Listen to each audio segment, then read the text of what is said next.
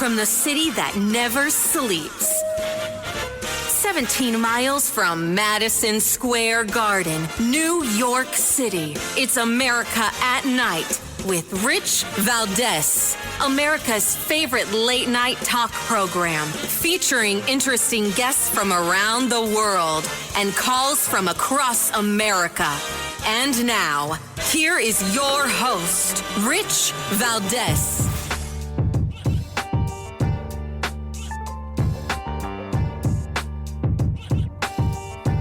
Hi there, good evening, and what's up, America? I am Rich Valdes, Valdes with an S, at Rich Valdes on all of the social media. Welcome to the Tuesday night edition of the program. We're live, we're national, happy to be here with you. It's 7 minutes past the top of the hour. Our phone number, if you want to join us, 833-482-5337-833-4-Valdes. And I want to get into a number of things tonight. Of course, there's been a little bit of backlash against Attorney General Bondi for some comments that were made. I'm going to give you my thoughts on that. Plus, we had the arraignment of the assassin of Charlie Kirk. He was in court today in Utah. Utah officials also adding some context to the Discord chats that have been discovered, who he was talking to, what he said with his live-in lover, the going by the name of Luna. The given name is Lance. And Kash Patel has a showdown in the U.S. Senate. And I want to start with some of these charges because the prosecutor was in court today. Jeff Gray, the Utah County attorney, was in Provo District Court and announcing the charges against Tyler Robinson. Listen to this. Today, after reviewing the evidence that law enforcement has collected thus far, I am filing a criminal information charging Tyler James Robinson, age 22, with the following crimes.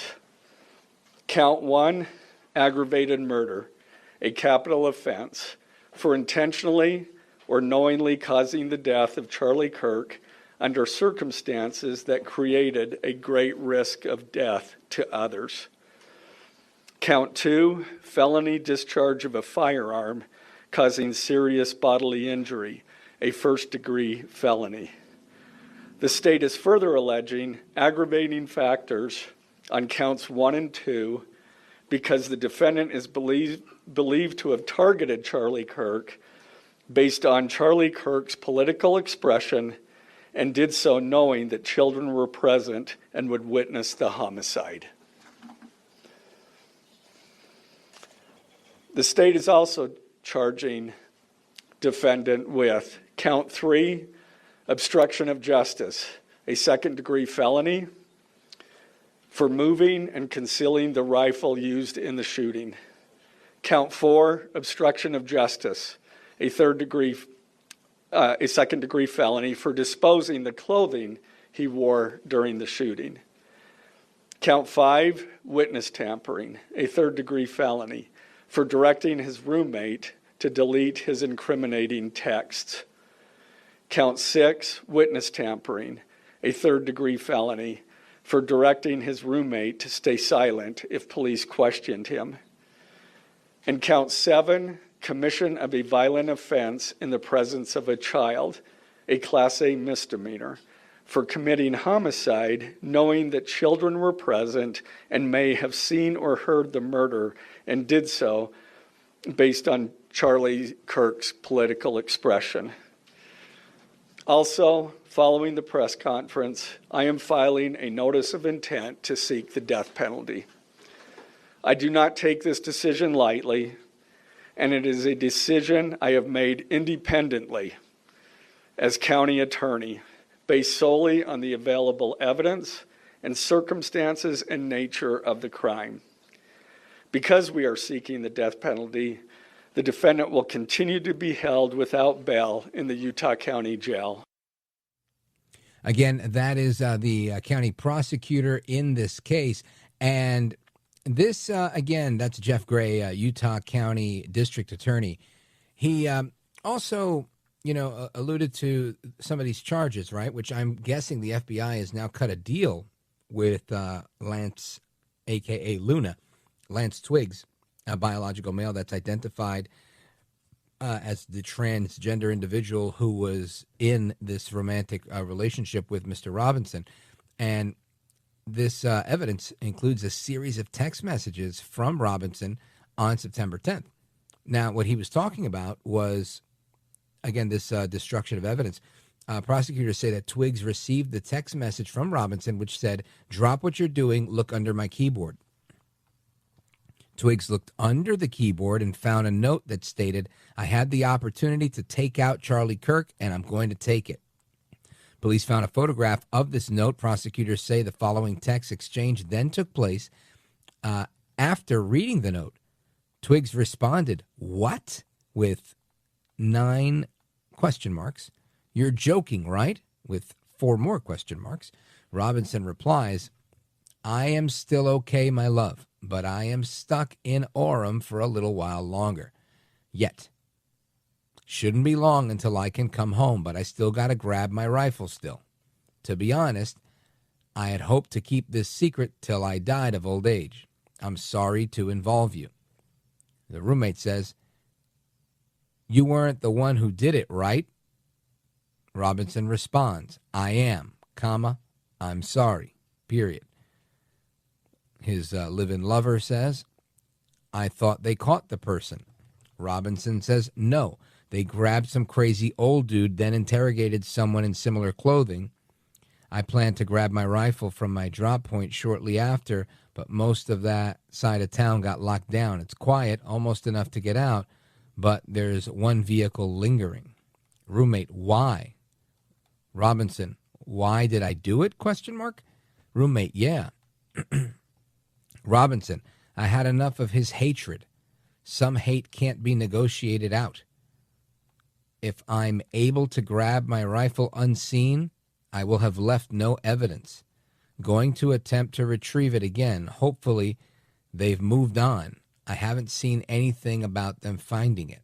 Roommate, "How long have you been planning this?" Now, I want to know, what killer, I don't care if this is your wife, your boyfriend, your husband, whatever, who answers all these things in a text message? I mean, how dumb was this guy? I guess obviously very dumb.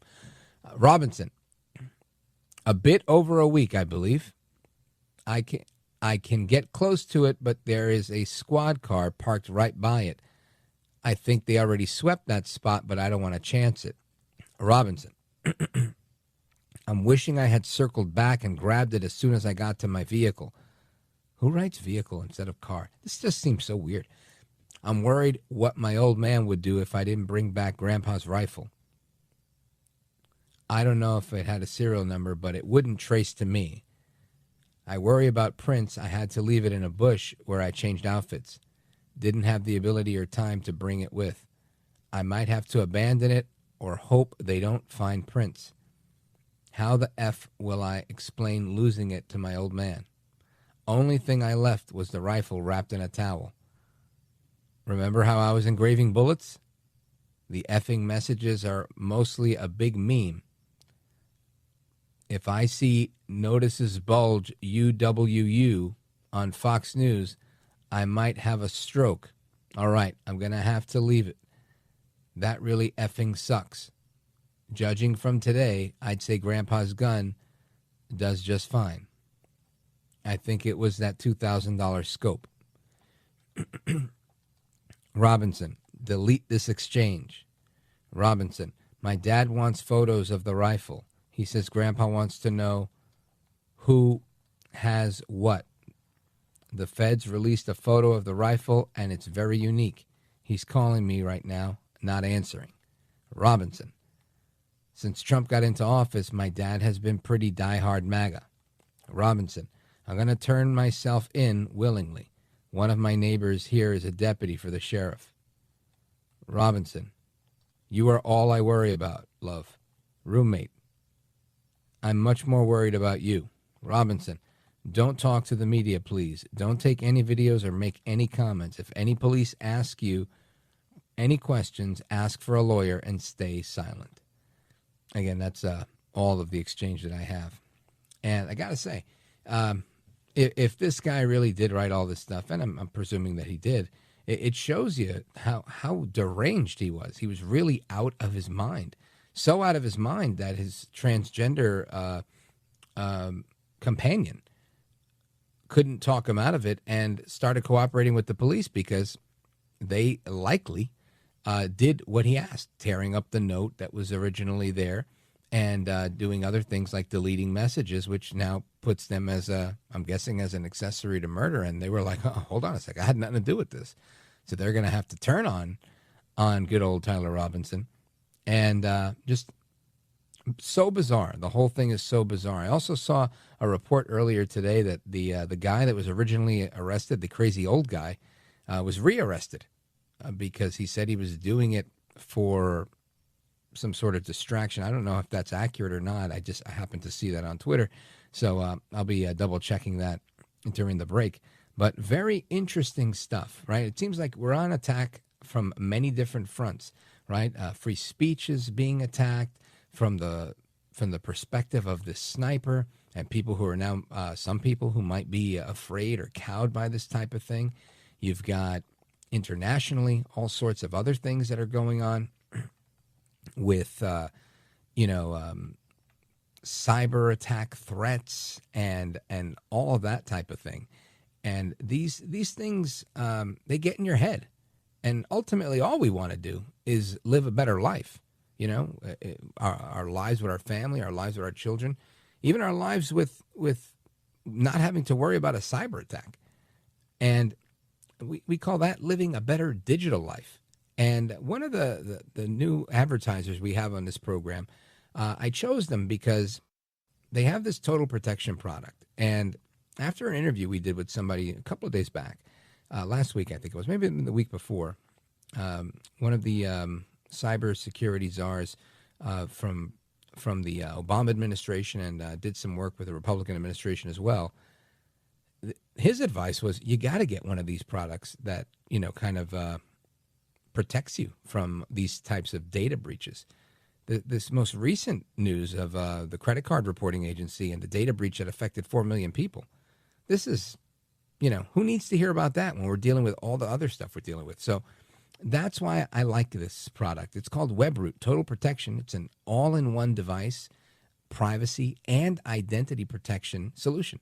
This can help you keep safe all of your information, right? Anything that might be comprised. WebRoot Total Protection allows identity protection for up to 10 identities, up to $1 million in fraud expense reimbursement, 24/7 U.S. customer service support, and an elder fraud hotline. They even identify identity monitoring and any monitoring that happens on the dark web. So what are you waiting for, right? You got to get this coverage. WebRoot's coverage gives you antivirus protection, VPN, cloud backup, not just for you, for your whole family.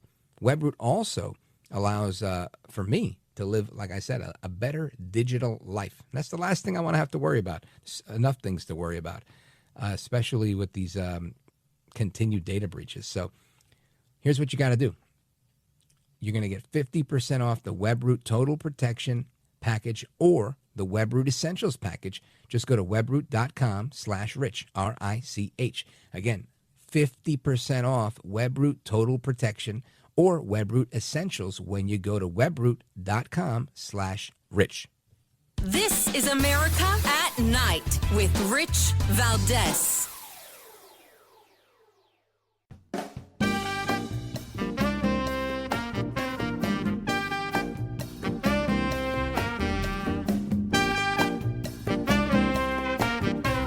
Well, thank you, Rich, and thank you for everything. I know you very well, and I listen, but I have a lot of people that listen, and they love your show, and I appreciate it very much. America at Night with Rich Valdes. All right, amigos, welcome back. And I want to get into some of the goings-on that occurred on Capitol Hill today. The Senate committee that Kash Patel was speaking in front of today. Things got contentious. Democrat senator after Democrat senator were teeing up and trying to, get at him as best they could, and he held his own and then some. Listen to this exchange with, some call him a pencil neck, Senator Adam Schiff. American people to believe that? Do you think they're stupid? No. I think the American people believe the truth, that I'm not in the weeds on the everyday movements of you're inmates. not in the weeds. What I am doing is protecting this country, providing historic reform, and combating the weaponization of intelligence by the likes of you. And we have countlessly proven you to be a liar in Russiagate, in January 6th. You are the biggest fraud to ever sit in the United States Senate. You are a disgrace to this institution and an utter coward. I'm not surprised. I'm not surprised that you continue to lie from your perch and put on a show so you can go raise money for your charade. You are a political buffoon at best. Well, you can take an internet troll. Take it to the bank that the FBI is protecting this country and the state and citizens of California. We are bringing historic reform. Point of order. But all you care about is a child sex predator that was prosecuted by a prior administration, and the Obama Justice Department and the Biden Justice Department did squat. And what did President Trump do? Bring new charges courageously. And what have we done? Chairman, you said I'm the most transparent FBI director in history. 33,000 pages of information to you. I challenge you to say anything credibly to the truth. Go ahead and run to the cameras where you want to go now. Both of you be quiet. Everybody got in trouble there. Let me tell you, this, again, as an observer of politics, I watched that at the edge of my seat. I know there's other people that are being critical of that exchange between Senator Adam Schiff, who I think lacked a ton of decorum, and FBI director, who, honestly, I can't say he lacked decorum because he was really just responding in kind to the lack of decorum displayed by Senator Schiff. And he just did it better, and he was more prepared, and he was more aggressive. But maybe I'm wrong. I want to get to the bottom of that and everything else. There was plenty of things that went on in that hearing today, and I want to bring in Josh Hammer, senior editor-at-large at Newsweek, senior counsel at the Article 3 Project, host of the Josh Hammer Show. Josh Hammer, welcome back. Rich, my amigo, how are you, my friend? Brother, thank God I'm doing well. Things have been crazy these last few days. Talk to me. What we have a couple of minutes before we pause and we come back. Talk to me about your thoughts on this exchange. Look, Kash Patel, Rich, as you know, is a very conservative figure. I mean, this is someone who was polarizing even to some people in kind of the vague, limp, right-of-center establishment. Now, I happen to like Kash a lot. I actually even co-hosted a show or two with him last summer, so I think very highly of him. But Democrats will defend the FBI status quo ante at any cost. And the status quo ante at the FBI is a highly politicized bureau. It is the bureau of Jim Comey. It is the bureau of Christopher Wray. It is a bureau that really kind of channels, in many ways, kind of the origins of the bureau. I mean, J. Edgar Hoover was somewhat infamous for doing this as well, going all the way back to the modern FBI origins, was that the bureau has a long and somewhat sordid history of targeting political enemies. And now that's really been ramped up in the post-Jim Comey Russiagate era. The whole pitch for Kash Patel, the reason that I personally support his FBI director nomination, the reason that we at the Article 3 Project went all in for Kash, is that we thought that he was the guy to finally clean up the dirt. And I think that's frankly what Democrats are getting to, because they actually like the dirt. The dirt actually helps them. You're right. And you know what? Senator Booker today was shouting, "I'm not afraid of you." So it seems, why would you shout that unless you were actually afraid of the guy? So we're going to come back and discuss that showdown with Cory Booker and everything else happening in that committee hearing today with our guest, Josh Hammer. Keep it locked right here. I'm Rich Valdes.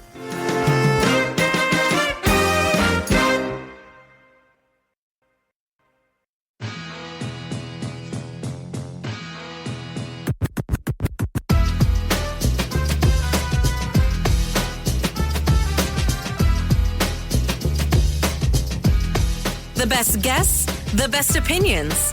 This is America at Night with Rich Valdes. That rant of false information does not bring this country together. If you want to work on bringing this country, it's my time, not yours. My God. If you want to talk about dividing this country, it is my I follow time. you on your social media posts It is my time to address your falsehoods. Oh, you can try all you want in this country. to not take responsibility for what you have said. Sir, you're making a mockery of this committee. Sir, you don't tell me my time is over. The people of New Jersey tell me what my time is. You can't lecture me. You can tell me my time's over? You may be the charge of the FBI, not going anywhere. but I am not afraid of you, Mr. Chairman. Not afraid of you. Mr. Chairman, point of order. Senator Booker, I announced at the beginning of this meeting that this back and forth talking over each other doesn't work. And I said if that happened, I asked Patel not to respond, and I was going to give him some time after the senator's time was up to respond. And he has the privilege to do that uninterrupted. Mr. Chairman, one point of order. Go ahead, Mr. I've watched him talk over us, and you've never once criticized him for us not even being able to get our questions out. Well, he has been rude and disrespectful to senator after senator. And when the senators were not giving him a chance to answer, I didn't stop the senator either. Chuck Grassley laying down the law there, chairman, and good for him. Again, that's Cory Booker. Cory Booker, who I know, I don't know him intimately, but, I did some work when I worked in the state, and we worked with his office, and I met him on a number of occasions. Nice guy. He was a very nice guy. He was always a happy-go-lucky guy. I'm seeing him here with his shorts in a twist, and I got to say, it's not becoming, right? I think he should loosen up a little bit, go with the flow, let this guy have his moment. Clearly, you're not going to win. Right? Just ask your question and then stop trying to talk over people. But that seems to be the MO today. Anyway, I want to bring our guest back in, Josh Hammer, who is senior editor over at Newsweek and the host of the Josh Hammer Show. He's also senior counsel at the Article 3 Project. He's with us, and I want to get his reaction to so many of the things that happened today in this hearing. Josh Hammer, welcome back. Talk to us about this. In my opinion, was a clown show with what the Democrats were doing today. Yeah, it's a total clown show, but there's also some really bad things that were revealed earlier today on Capitol Hill. I mean, how about this Arctic frost probe, right? I mean, this is huge. This is basically the first time we're hearing about this, Rich. I mean, this is a probe wherein the FBI targeted nearly 100 conservative groups, including Charlie Kirk's own Turning Point USA. And, I saw Josh Hawley on television about an hour ago or so, who was telling a story about how Charlie approached Senator Hawley. I think it was actually at a Turning Point USA event. And he was talking with the senator about how he had just heard about how Turning Point was in the FBI's crosshairs. And, now we know today that this is what it's referring to. It's referring to this as Arctic frost. Again, over 100 conservative groups targeted.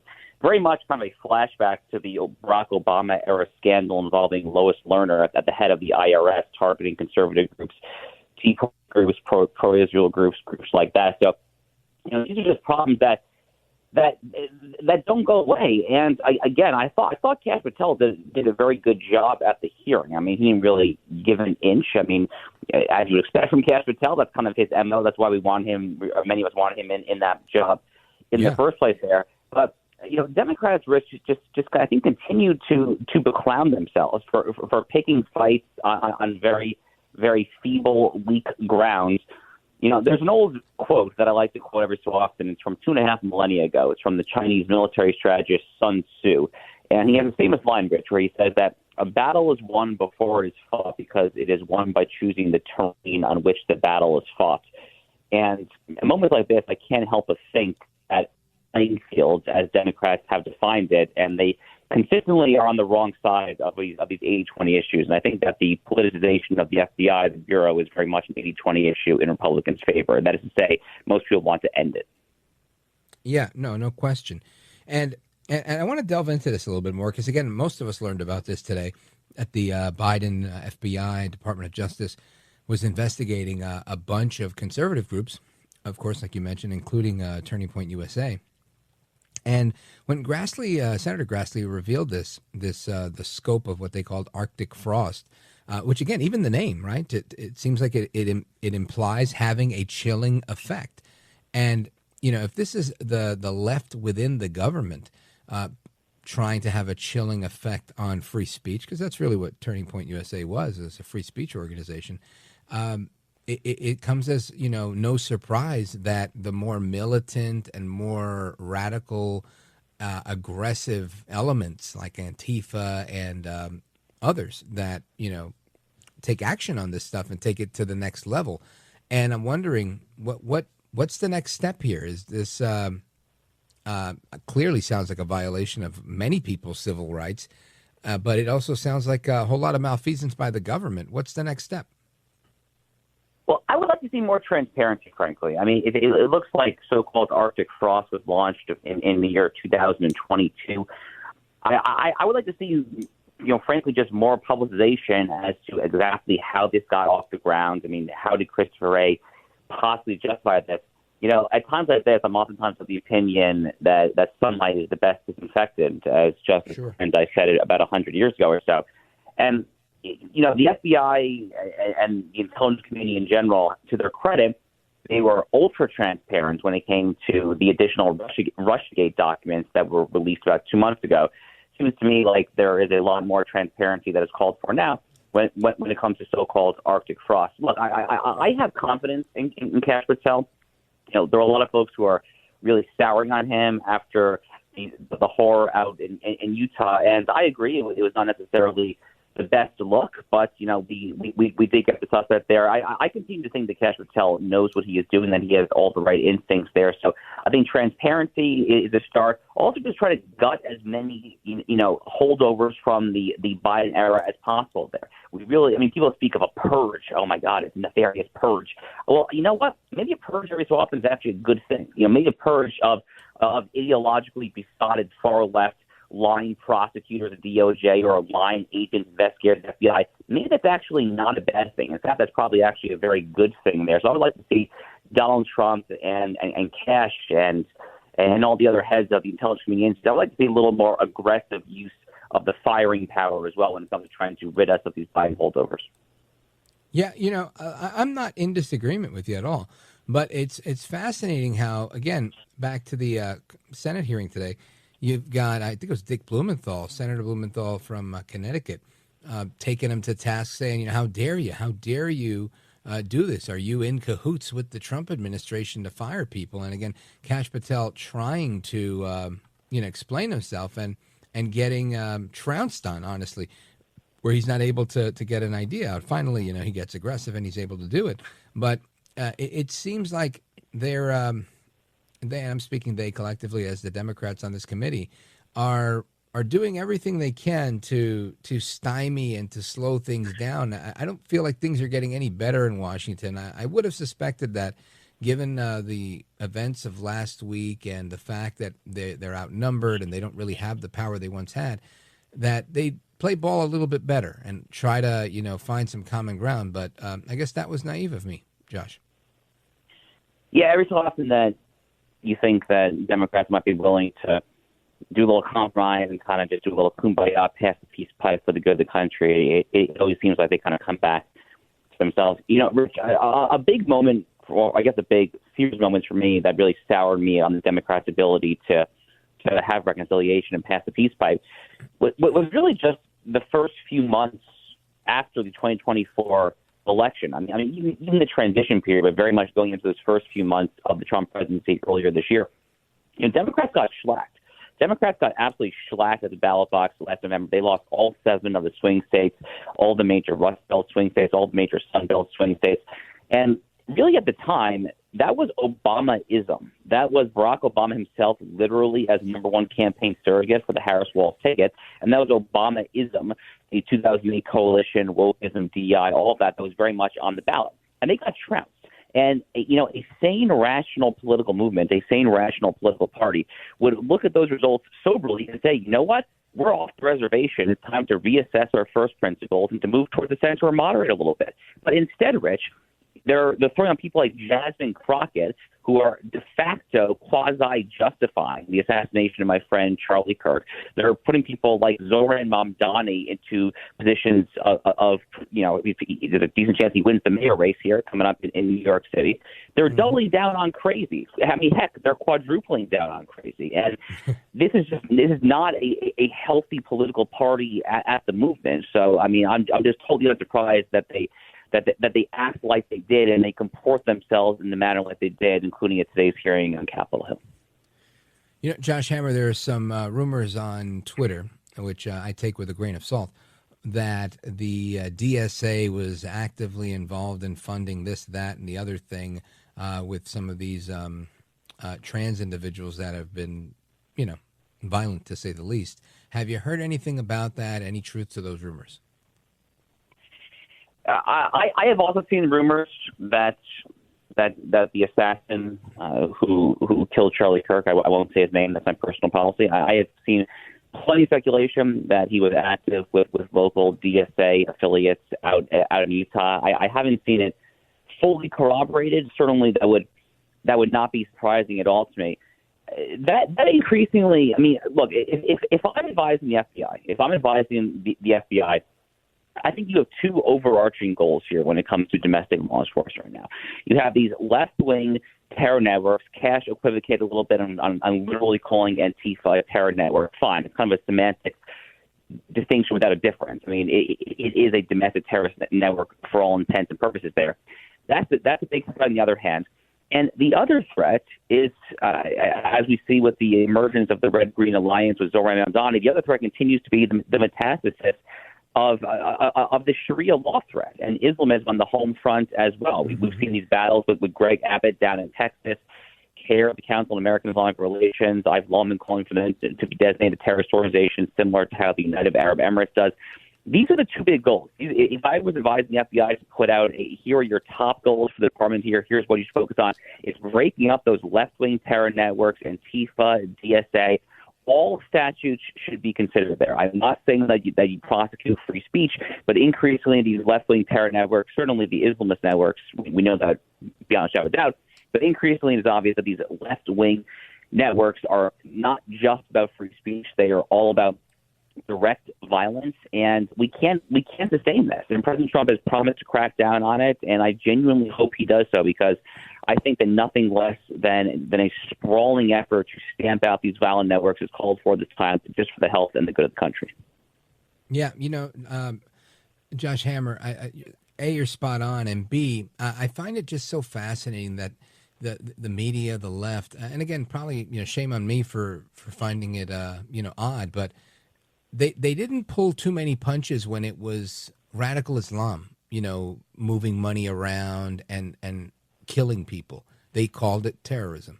But when it's, I guess, their own ilk doing the same things, moving money around and killing people, that somehow this is not. And again, it remains to be seen if they're moving money around. But should this come to light that is the case, I don't see why they wouldn't take that approach yet. You've got some people in the media really using flowery language, saying it's very endearing the way this guy talks about his live-in boyfriend, and it's just very disconcerting to me. Josh Hammer, I'm out of time on this one, but I appreciate you being here. Let everybody know how they can find you. Yeah, Rich, I always appreciate it. Thank you. So I'm on X, yes, Josh_Hammer.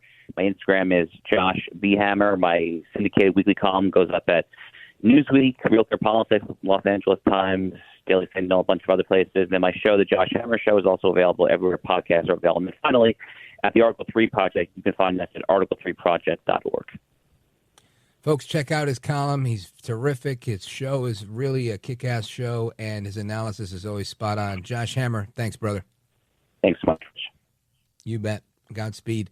And amigos, we come back. Your thoughts, your calls, your reaction. Don't go anywhere. This is America at Night with Rich Valdes. Call now, 833-4-VALDES. That's 833-482-5337. 833-4-VALDES. That's Valdes with an S.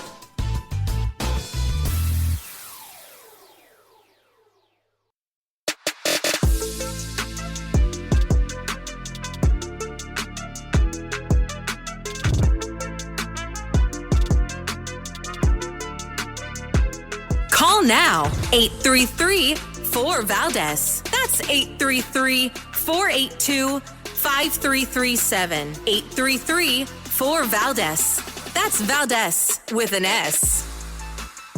All right, amigos, welcome back. And Congresswoman Jasmine Crockett, who's still a congresswoman, even though her seat has been eliminated for the future, for now, she's still in office. And, of course, she's got plenty to say. Now, today, she's taken to the airwaves to criticize Republicans and conservatives for moving their tragic agenda forward. Listen to this. Like there are people on the right specifically. Oh, it is sad that it seems like there are people on the right specifically that are using Mr. Kirk's tragic death to go ahead and move forward with their tragic agenda. If you believe that you swore an oath to the Constitution, then maybe you should read it. Maybe you should start reading some case law. Maybe you should understand that the First Amendment is not about speech that you like. It is about protecting speech. And to be clear, we do have laws that are on the books because not every single thing that you say is necessarily protected.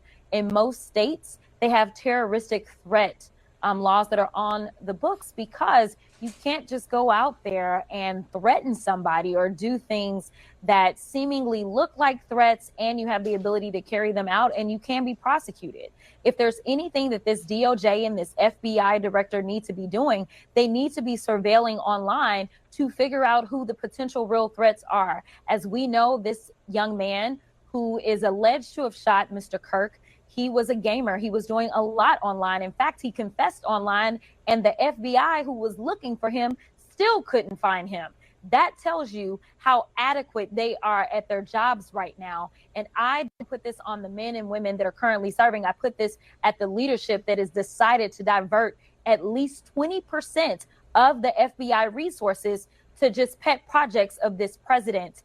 In addition to that, we know that the shooter that was in Colorado, where children were shot on the same day as Mr. Kirk, yet no one wants to talk about it, was also posting some very concerning things online to the extent that the FBI had been alarmed about his activity, and ultimately he carried it out. The Minnesota shooter was posting online for 30 days, and people saw what he was doing, and then he did it. Maybe we should focus on policing the speech that is more than just speech, but it is leading to actual deaths instead of just looking at what hurts the feelings of conservatives. I think Jasmine Crockett is dead wrong here. I really do. And because she's mischaracterizing so many things. So she spoke longer than I wanted her to, but when we come back, I'm going to tell you my thoughts, plus I'm going to get some of yours. Keep it locked right here. This is America at Night with Rich Valdes.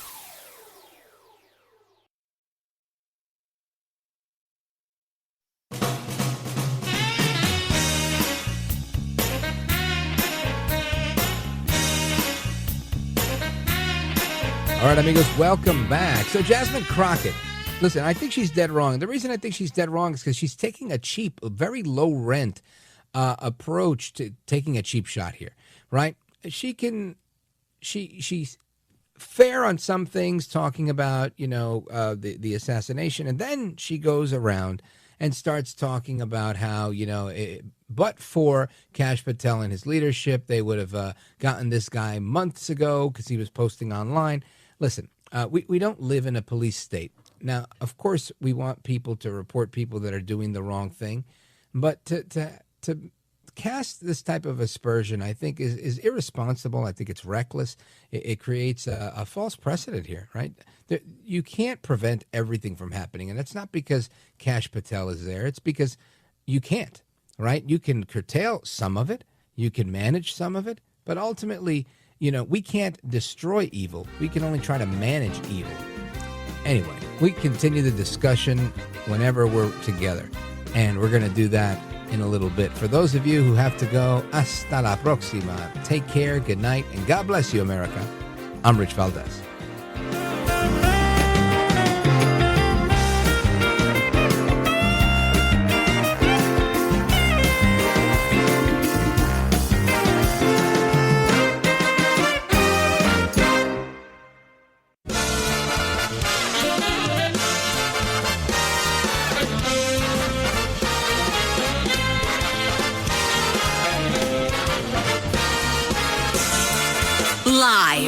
from the city that never sleeps.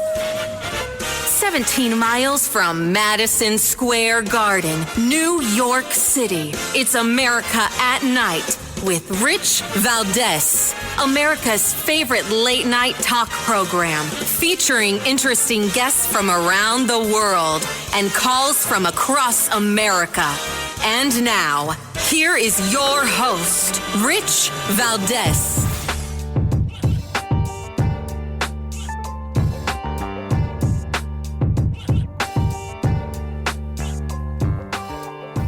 Hi there, good evening, and what's up, America? I am Rich Valdes, Valdes with an S, at Rich Valdes on all of the social media. Welcome to another hour of the program. We're live and national, 7 minutes past the top of the hour this Tuesday night. Our phone number, 833-4825-337, 833-4-VALDES, if you want to weigh in and be heard on our late-night national town hall conversation. And a bunch of things going on. You got Pam Bondi taking some backlash from the left and from the right over comments that she made in a podcast. And I'm going to tell you right now, I understood exactly what she was saying. I think that this is just an overreaction, quite frankly. I saw some people that are lawyers on the conservative side saying, you know, if she doesn't understand this and that, she has no business, she should quit, she should do that, she should, come on. I, for one, I understand what she meant, and I'll play you the audio in a moment, but I don't think it's that serious. Other news, the arraignment, that was today. Tyler Robinson, Charlie Kirk's alleged assassin, appearing in court via video, wearing a, one of those protective vests that they put on inmates, and the judge, of course, and the prosecutor asking for the death penalty in this case.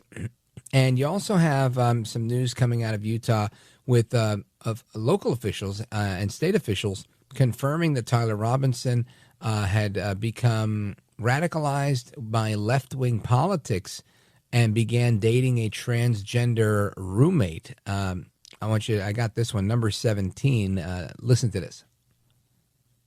Robinson's mother explained that over the last year or so, Robinson had become more political and had started to lean more to the left, becoming more pro-gay and trans rights oriented. She stated that Robinson began to date his roommate, a biological male who was transitioning genders. This resulted in several discussions with family members, but especially between Robinson and his father, who have very different political views. In one conversation before the shooting, Robinson mentioned that Charlie Kirk would be holding an event at UVU, which Robinson said was a stupid venue for the event. Robinson accused Kirk of spreading hate. Robinson's father reported that when his wife showed him the surveillance image of the suspected shooter in the news, he agreed that it looked like their son. He also believed that the rifle that police suspected the shooter used matched a rifle that was given to his son as a gift. Again, Utah officials making that announcement today. And this whole thing has been spun by the media, and I'm going to use their line, the media on both sides. And I get that, right? I get it, because when the media, the left within the media, when they try to get a message out, they have the monopoly on things, right? They really, really do. If it wasn't for the fact that in a few key places, conservatives were able to win, we never would have been able to break the bubble. We never would have been able to get people to realize how crazy the news media really can be.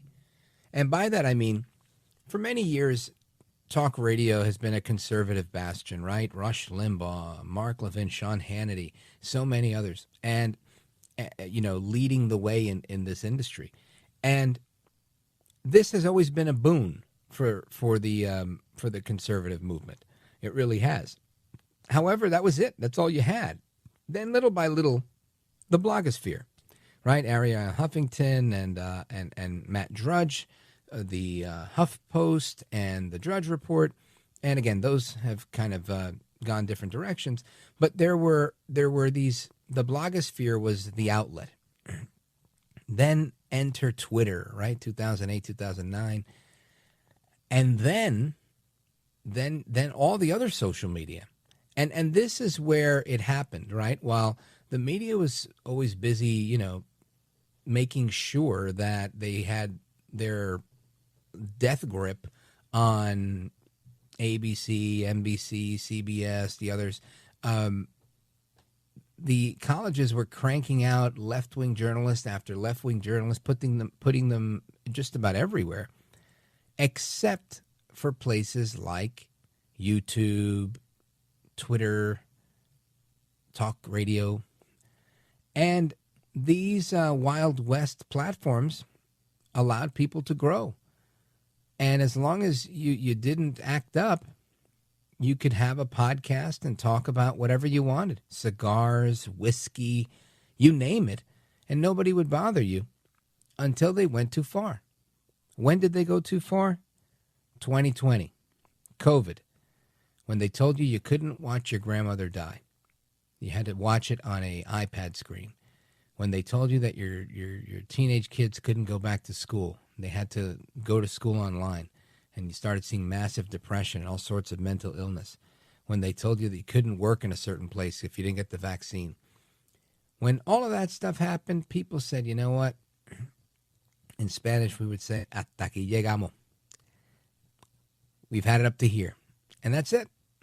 And that's when people said, you know what? This MAGA stuff doesn't sound bad. This other stuff doesn't sound bad. This RFK Jr. stuff doesn't sound bad. You guys said he was a crazy anti-vaxxer, but guess what? He sounds really good right now. And they pushed too far. They had individuals from the FBI and from the intelligence community working in Twitter, right? The Twitter files revealed that big time. We realized that we had government censorship. People were leaving their jobs in government to work in social media to do the will of the politicians in government. The son of a vice president and presidential candidate, Hunter Biden, gets caught with this huge scandal with the laptop. And they just basically say, nope, not real. The laptop's not his. That's Russian propaganda. And they literally shut down the Twitter page of the oldest newspaper in America, started by Alexander Hamilton, the New York Post. Locked them out of their Twitter account until they decide to delete the story that identified this laptop as belonging to Hunter Biden, which today we know 100% real, verified by the FBI. They all came clean. When? After the election. If you want to talk about election interference, that was it. But all that being said and done, this is what brought us to where we are.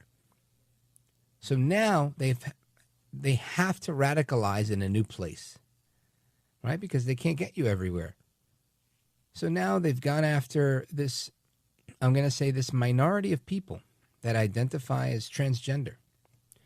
This minority of people that are suffering with gender dysphoria, likely as a result of the indoctrination and the left-wing propaganda that's coming out, right? Because I don't know about you, but I've never, ever in my entire life, never had a friend that turned to me and said, listen, bro, I really feel like I'm trapped in a girl's body, or I'm a girl trapped in a man's body.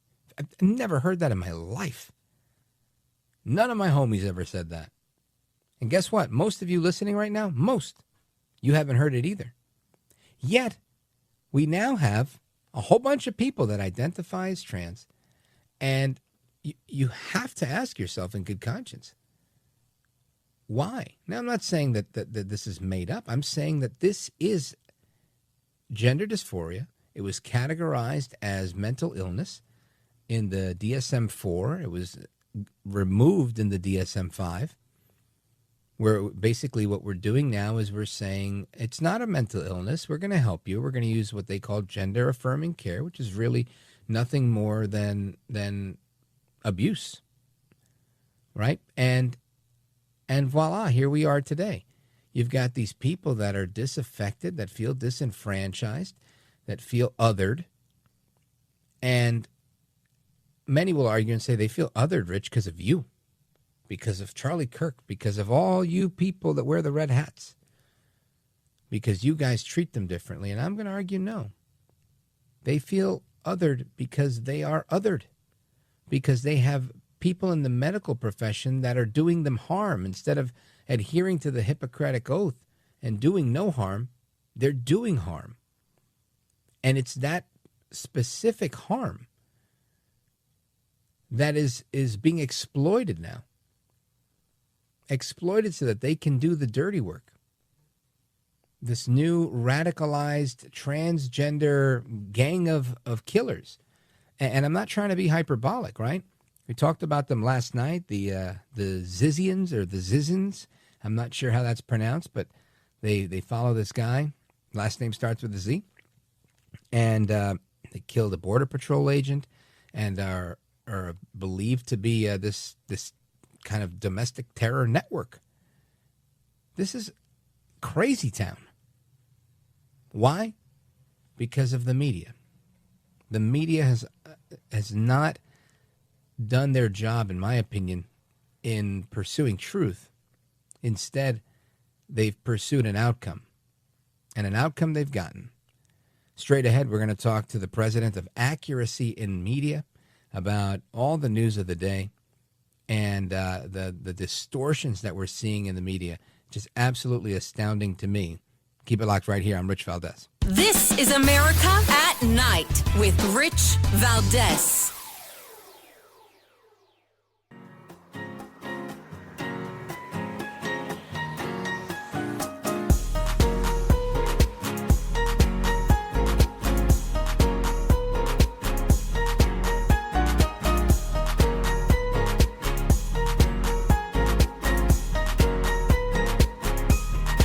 By the way, your ratings are up. Congratulations. It's always nice to check. I like to see, even if they're friends, I like to see how are they doing. Are people listening, right? That's right. But you're doing great. America at Night with Rich Valdes. All right, amigos, welcome back. And we continue our conversation about the media. And I want to point something out to you. ABC News correspondent Matt Gutman was describing text messages between alleged Charlie Kirk assassin Tyler Robinson and his transgender roommate, and talking about the alleged murder weapon. And he described them as, quote, very touching. Now, Gutman's comments came after Utah County District Attorney Jeff Gray announced earlier today that the assassin was charged with 7 counts, including aggravated murder, felony discharge of a firearm, obstruction of justice, and witness tampering. Gray also said in his report that he was filing a notice to intent to seek the death penalty against Robinson. Again, that's the district attorney. Now, Gutman, the reporter, he says that the text messages between Robinson and his roommate stood out to him. Listen to this quote. I don't know if we have seen an alleged murder with such specific text messages about the alleged murder weapon, where it was hidden, how it was placed, and what was on it. But also it was very touching in a way that I think many of us didn't expect, Gutman said, adding that it was a very intimate portrait into the relationship between Robinson and his roommate, who is in the process of transitioning from male to female. Now, Gutman continued to point out that in these text messages, Robinson repeatedly called his roommate my love and told him that he wanted to protect him. Now, I'm gagging. I'm pretty sure you are too. But the bottom line here is, why on earth do we have such a soft spot for these killers? And I can tell you why. It's because Gutman is a radical leftist disguised. He's in drag as a reporter. And he's pretending to be giving you the straight and narrow, but instead he's really putting his spin on it, trying to soften the blow to make it seem like this is someone that we should find somewhat endearing. And I think that's crazy, but maybe I'm wrong. And for that, I want to turn to our guest. Adam Guillette is the president of Accuracy in Media. and he's with us now. Adam Guillette, talk to me, brother. Hey, thank you so much for having me. Well, I mean, Pleasure. It's always wonderful to see them showing far more sympathy for a potential murderer than for the victim. Yet we're seeing that so consistently throughout the media in the past few weeks. You know, you could probably start your own network with all the people who've been fired because of the horrible things that they've said in response to this murder. But it's great to see that they have sympathy in some places. Really, it's sick. It really is. And you know, I think that, look, I want to have compassion, right? We're coming off of this assassination of Charlie Kirk. I want everyone to be compassionate. And I don't want to criticize this guy for being compassionate, but I am going to criticize him for being soft. And I think it's important that we take a hard line approach. I really don't care if you're Jewish, if you're Catholic, if you're evangelical, agnostic. I don't know of anybody other than, you know, really bad people that think it's okay to murder people over free speech. Yeah, that's unquestionably right. And even as we point out, the people who we've seen in higher education, in the media, in K through 12 education, celebrating murder, it is a good thing for society to remember that those are in the distinct minority. And even the people who have entirely different views than we might have ideologically, overwhelmingly, they're not celebrating murder. It's only the crazy few radicals we see who are. It's just that, statistically speaking, maybe 10 years ago it would have been one or two. Now, as I said, it's enough to start a football team. It's enough to start a news network. It is a worrying increase. You know, this is a really good point that you bring up, because I think the culprit here, and again, maybe I'm wrong. You know, I don't want to jump to conclusions, but I feel that the media is truly, maybe in some cases tacitly, and in some other cases quite overtly, really stoking the flames of a larger problem here. Adam Guillette, do you agree? Well, yes and no to a degree, because I think it's easy for a lot of people to jump to conclusions and create kind of a group responsibility and say, oh, this is because the media ran around calling everybody, you know, on the right, Hitler and a fascist for the last 20 years. I've been called a Nazi and I'm a Jew. They probably wouldn't let me in that club. But ultimately, it's only the killer who pulled the trigger. And we don't even know that he consumed any of the media. We don't know that he was a Rachel Maddow viewer or anything like that. So it's unfair to say that their rhetoric is directly responsible for it. Yet I do think their rhetoric perhaps contributes to an environment in which people feel more comfortable celebrating murder, in which they feel like these are acceptable views, in which it's normalized the notion that you could say potentially violent things. And that's also combined with an ideology that's very infected with diversity, equity, inclusion. A lot of people, you know, misconstrue DEI and think it's about affirmative action. In reality, DEI is a prism through which they view the world, where they break down everyone in the world to either oppressors or oppressed, and they justify violence against oppressors. They say it's merely resistance. So yes, when you've got an environment in which people celebrate violence and view it as resistance, which leads them to celebrating October 7th and celebrating these deaths, yes, you're going to see more people who at least feel comfortable celebrating murder on social media. Adam Guillette, really good point. I'm glad you brought it up. I don't want to go too far. And you're right. Very, very fair point. I want to continue this conversation straight ahead, folks. We're coming back with the president of Accuracy in Media, Adam Guillette, and we're going to pick up on that thread. What's going on with all these people getting fired? They say they're getting fired for free speech. I say they're getting fired for being pendejos. Don't go anywhere.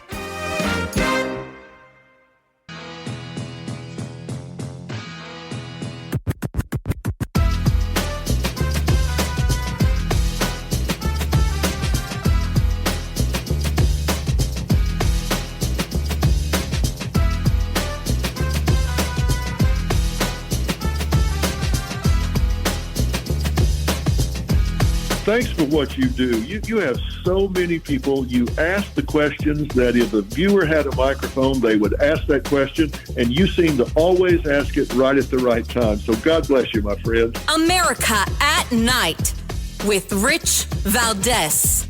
Here in this Charlie Kirk case, fueling questions about his leadership. The fear is that this does affect the prosecution of this case. If you are his attorney, you will raise these questions, and a judge could very well raise the question of whether this damages the fairness of any trial that could go for this suspect. They have not made any conclusions as to the motivations behind this, but Kash Patel and the President of the United States, of course, have already ascribed this to left-wing ideology. So that's the point. I mean, they're saying, and the correspondent is saying, look, that's out there. That was the import of the federal presence in Utah. So that's already colored the case. And to that, you say? I'd say it's ridiculous. I mean, nobody should be surprised that CNN is being critical of anything this administration does. But that being said, Director Patel, why did we catch this man? We caught this man because that's exactly right. And why was his photo plastered everywhere? Because of the work of the FBI and local law enforcement. Why was the video released? Because Director Patel was there getting it done. If he wasn't there, CNN would have the same report and said, shocker, Director Patel wasn't there. That's an update on Fox News on some of the legal goings on with the Charlie Kirk case. But I want to get back to this media angle with our guest. Our guest is Adam Guillette, Accuracy in Media. And Adam, over the weekend, there was some news about a nurse in New Jersey who was suspended because she criticized a doctor who was celebrating Charlie Kirk dying. And it turns out he had to end up resigning. Listen to this. No, I'm not fired as of right now. Right now, I am suspended, indefinitely unpaid. Why? So I walked into the nurse's station and I just had learned about Charlie Kirk. I saw this guy. I didn't know who he was at the time, and he was standing there celebrating the death of Charlie Kirk, saying how he deserved it, he hated Charlie Kirk, and he had it coming to him.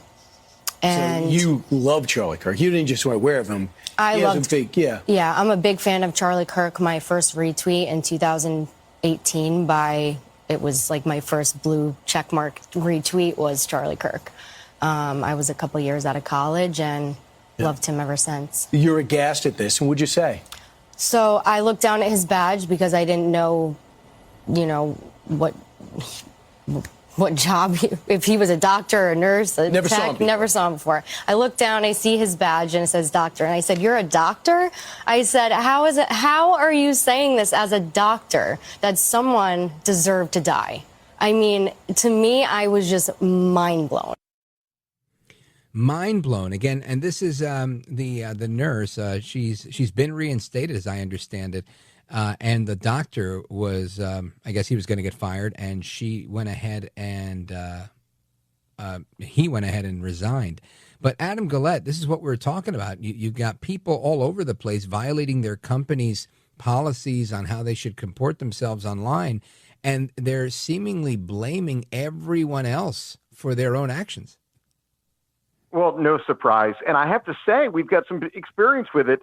The medical field, unfortunately, is increasingly a dangerous field. We are in the accountability business at Accuracy in Media. We deliver accountability to violent pro-Hamas radicals, to people who celebrate the murder of Charlie Kirk. And I've actually spent some time at some hospitals in the past 6 months, not for medical purposes of my own, but because two of the leading anti-Semites who ran a pro-violent anti-Semitic coalition at Columbia University ended up in residency at a hospital in upstate New York. Another one who was a part of a building takeover where they smashed the place up at Columbia University was in residency at a hospital in Oakland. And when we went outside with a mobile billboard to alert the patients that they might be treated by a pro-Hamas physician, her allies came out with the crutches and bed sheets and tried to block our truck. Imagine being a donor to a hospital and you see them taking medical supplies and using it to block other speech.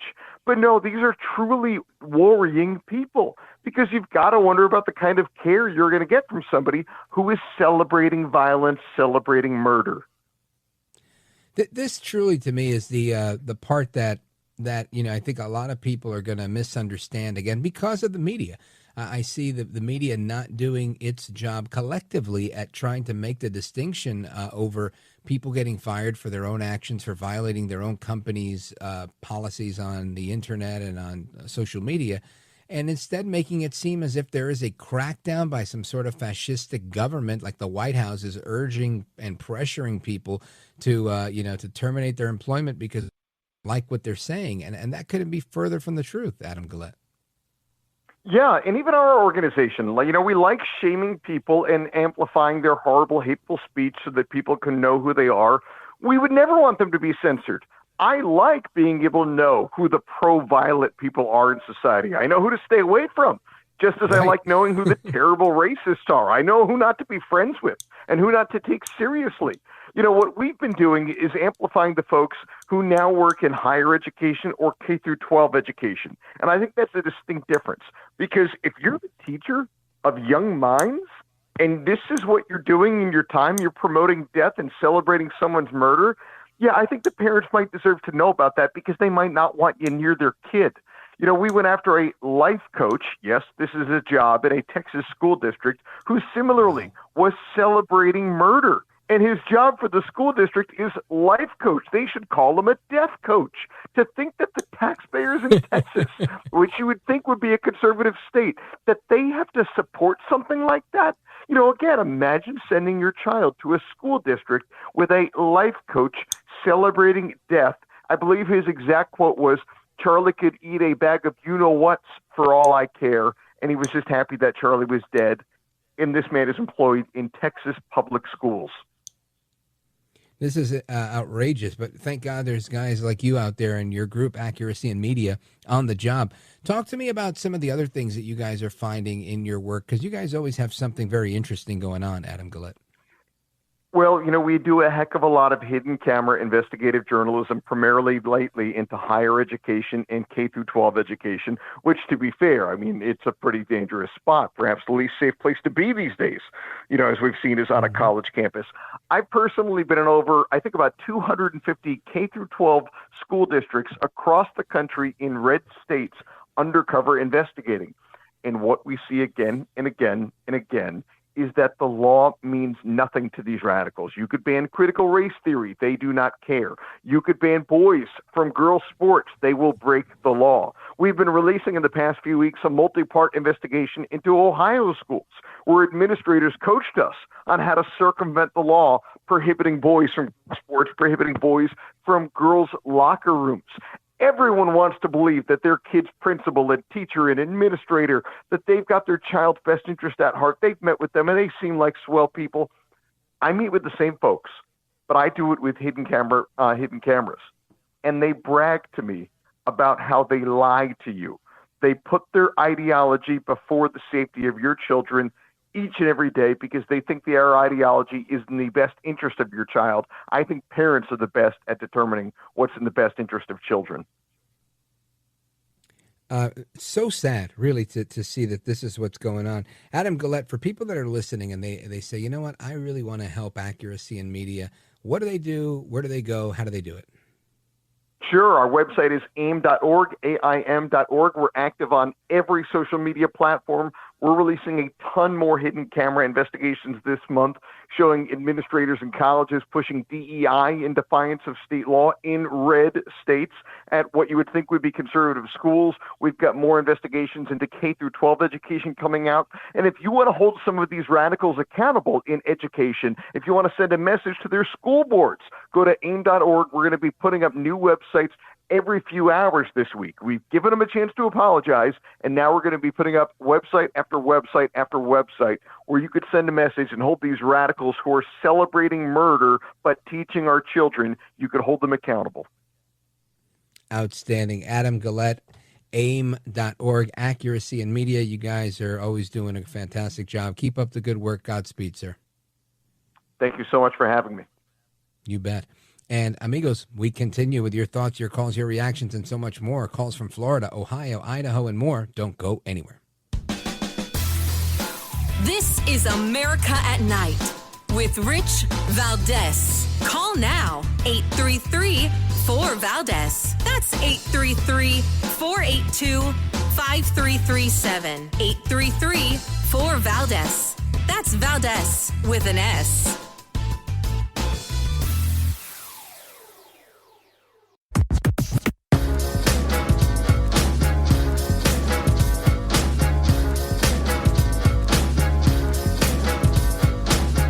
After the guest leaves every night and we're doing open phones, kind of at the heartbeat of America. And you sit there in this radio studio and suddenly you hear voices. Mobile, Dallas, New York, Miami. And there's kind of a conglomeration of America all in one room. Call now, 833-4-VALDES. That's 833-482-5337. 833-4-VALDES. That's Valdes with an S. All right, amigos, welcome back to the phones. We go. Open Phone America. You get to weigh in on whatever you like. The phone number, 833-482-5337. Let's go to Rick. Rick is calling us from Wilmington, North Carolina, WAAV. Go right ahead. Okay, I was calling to say that the last gentleman, your guest, he made the statement about, parents have the best interest of their children in mind. And I don't totally agree with that because I've seen, not only in America, I've retired from the military, different countries, some of these parents, they're not worth being around. I'm trying to keep it clean. And they don't really care about their kids. I mean, hell, we got them here in America. Would you say, Rick, that that's the majority of the parents you've encountered in life? Most parents don't care about their children? No, I would say 60-40. 60 give a darn. Probably about 40% don't because they got other things going, especially nowadays. I mean, when I was growing up, my parents knew what I was doing when I was raising my kids. I would say 90% I knew what they were doing because, my kids were spread out throughout the country due to divorces and stuff. But I could always get in contact with them. But nowadays, I mean... Yeah, I got you. People are kind of all over the place. It's very disparate. I don't know that I can agree with the 60-40 number. I do believe most parents have their kids' best interest in mind. But I agree with you that there is... I worked in the Department of Children and Families when I was in government. And I can tell you that some of the stuff that came across my desk was just outrageous. And you think, wow, that happened in the home. Geez. And that's the reason why the government ends up removing kids from the home, which is totally unfortunate. But I get your point, and I hear you loud and clear. Rick in Wilmington, North Carolina, thank you for the call. WAAV in the building. We continue. Let us go to Debbie calling us from Canton, Ohio, WNIR. Go right ahead. Oh, first of all, Rich, thank you for taking my call. Yes. My son is a math teacher, 6th grade, and he does nothing but worry about those kids getting math, okay? Mm-hmm. He's not indoctrinating anybody. I get so sick and tired of hearing about teachers indoctrinating kids. Nope. He's teaching them math. That's all he's worried about. Get through that math, get that done. Okay? So that being said, he's a great teacher. Right. He's a great son, wonderful son. Now, on to the other thing I was really worried about. I'm a Democrat, okay, and so is my kids and my sisters and most of their husbands. What does lunatic left mean? Because I don't agree with. Are we going to be targeted now? Because we don't agree with. Here's what I'll say. Trump? Let me take it one at a time, Debbie. The first part, I'd say the lunatic left, and not a term that I've used, but one that I accept, is I would say this guy, Tyler Robinson, is part of the lunatic left. Somebody who says, you know what, I don't like what Charlie Kirk does, and I'm going to stop him from doing it by assassinating him. I think that is the lunatic left. Contrary to what you might be hearing in some of the media, yes, there was a case in Minnesota 3 months ago where a guy that was a conservative Christian and a hunter killed a couple of Democrats. But outside of that case, and I'm not justifying that, I'm just saying the last 8 shooting cases were transgender individuals that were all lunatic left, right? Radicalized by left-wing ideology. I've spoken to you enough times on this program to know that I don't think that you're part of the left at all. I think that you are a lot more conservative than you paint yourself to be. You're more like a JFK Democrat. You're the Democrats when Democrats loved America, when Democrats loved their families. Lamentably, your party's run away from a lot of those issues And, if I were to give you $100 for every politician that you could mention to me right now that talks about loving America and supporting your family and supporting just a stable economy in the United States, that's a Democrat, you'd be hard-pressed to find one, wouldn't you? Who gets to call the lunatic, right? Who gets to call it? That's what I want to say.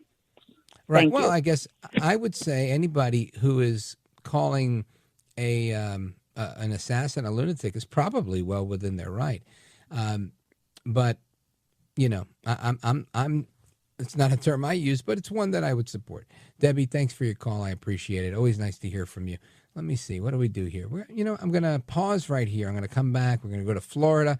We're going to go to Idaho. We're going to go to California, and a couple of more if we could squeeze them in. 833-482-5337, 833-4-VALDES. This is America at Night with Rich Valdes.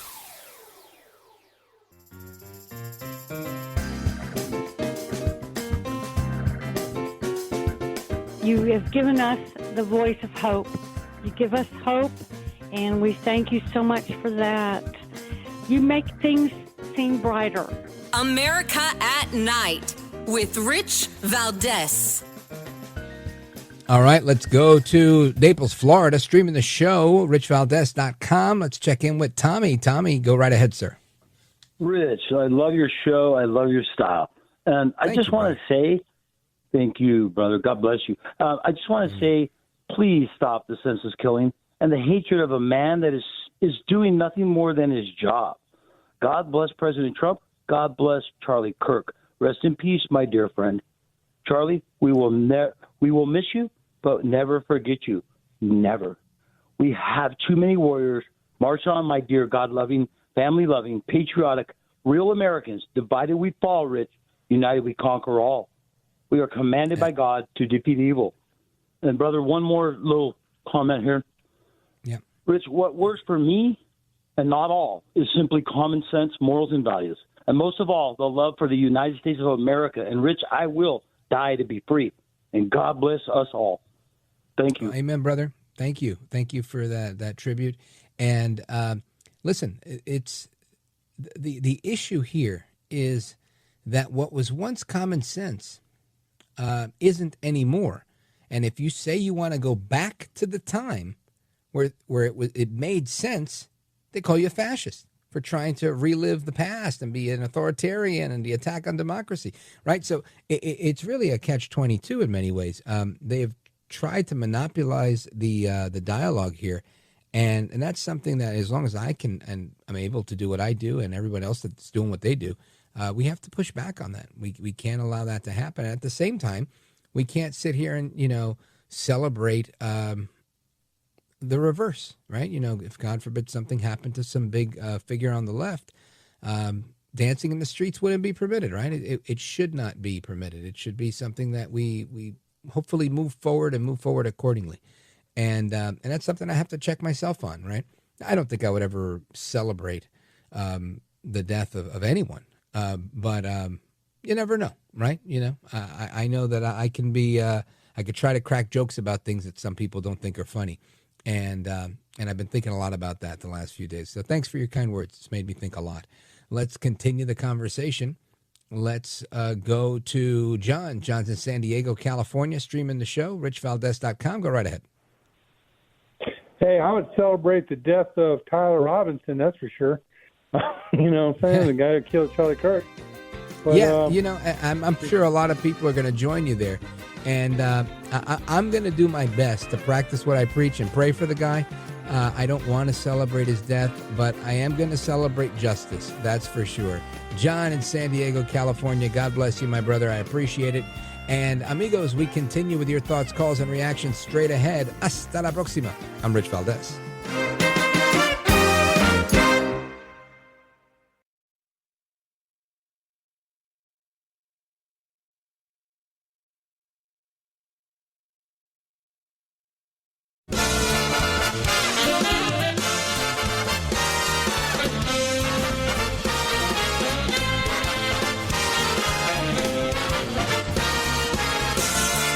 Live from the city that never sleeps. 17 miles from Madison Square Garden, New York City. It's America at Night with Rich Valdes, America's favorite late-night talk program, featuring interesting guests from around the world and calls from across America. And now, here is your host, Rich Valdes.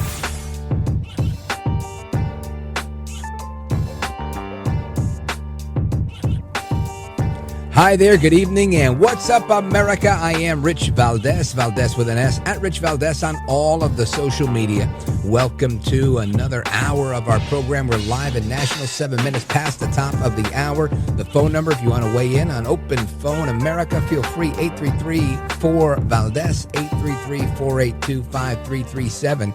And there's a lot going on, of course, in the media. We have the media still taking sides, saying this, saying that.